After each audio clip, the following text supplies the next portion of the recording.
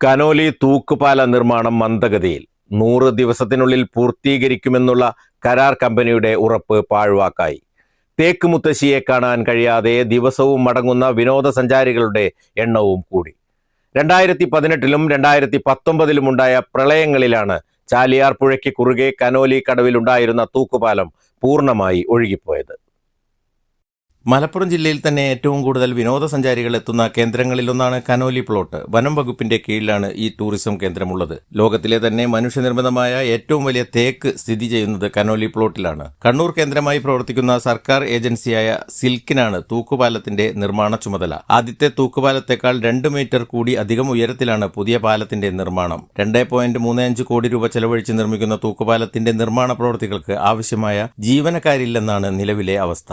തൂക്കുപാലം യാഥാർത്ഥ്യമാവാത്തതിനാൽ ഓരോ വർഷവും വനം വകുപ്പിന് വിനോദ നികുതി ഇനത്തിൽ ലഭിക്കേണ്ട തുകയിൽ ലക്ഷങ്ങളുടെ നഷ്ടമാണുള്ളത്. നിലമ്പൂർ നോർത്ത് DFO P ധനിക്ലാലിന്റെ ഇടപെടലിലാണ് തൂക്കുപാല നിർമ്മാണം നടക്കുന്നത്. News bureau, Nilambur.